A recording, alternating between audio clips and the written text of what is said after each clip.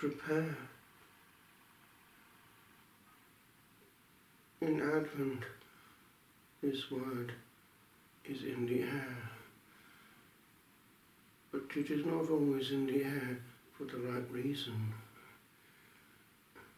As in a monastery, a vast amount of energy can go into preparing the liturgy, so in a home, a correspondingly vast amount of energy can go into preparing presents, decorations, food, cards, and all that is part of, as it were, the rite. But is the heart prepared? That is the question.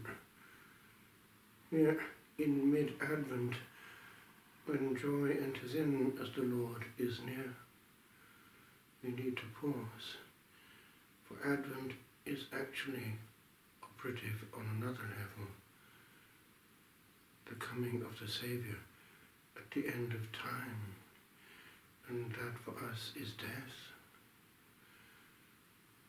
Gaudete is taken from the writings of St. Paul, and it is in the context of the return of the Lord, a certain urgency in the air. If we were told that we were to die today or tomorrow, what would we do? In school days, I recall how day after day, before class, I'd go to the church nearly opposite our school and serve Holy Mass there at a side altar. For in those days there were many celebrations and they wanted always an altar boy. But I was struck each time by the stained glass windows in the porch. There was the martyrdom of our local martyrs, St. John Lloyd and St. Philip Evans, hanged, drawn and quartered at Gallows Corner, not too far from our school. And at a certain point, they are in the prison cell, passing the time, playing some kind of homemade tennis, the two of them. There are other pictures too, like the absolution given to each other. But there's one particular moment in the sequence where it is simply the call.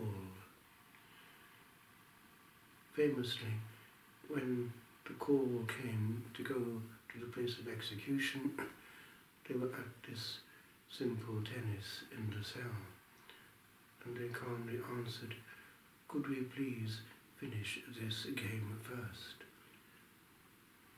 And they let them. The Jesuits would say that that was the correct answer.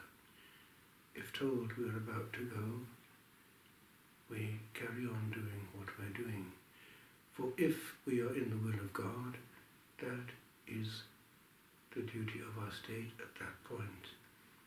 If, on the other hand, we are called outside our duty and outside the will of God, then we have something to worry about. A lesson perhaps. But another lesson at this time of year would be surely this: the practice of what in the monastic life has been termed la désoccupation.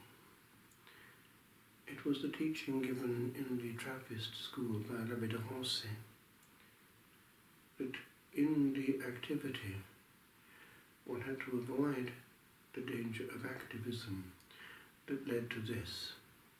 He taught the brethren that they had to disoccupy themselves when they left the work, especially if it was demanding and engaging, and go into quiet without the work following them. honest, that doesn't always happen. Even more so today, when the work might be on computers and the mind might be resolving a problem of a technical nature, even in prayer. In that same Cistercian school, the great St. Bernard one time was shown the angels of the brethren in choir.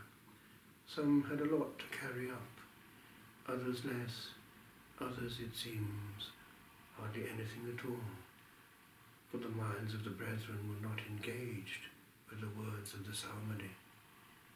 He was also given to understand that at certain points heaven expected total attention. For instance, at the Te Deum, these high points, they are truly engaged with the angels in giving all honor and glory, physical and mental, and even vocal, to the Creator of all beauty and the Giver of all life. This then is our business, especially when we're involved with the things of the Lord directly. Preparing, yes, the decorum of the house of God, the fairness of the chant, but our hearts, so that He doesn't find our mind elsewhere, but comes to a heart totally engaged with Him.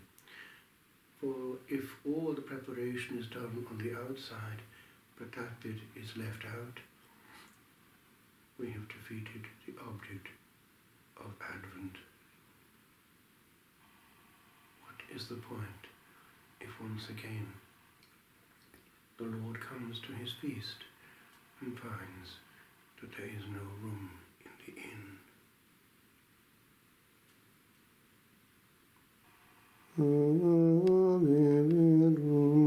Corpus Natum de Maria Virgine,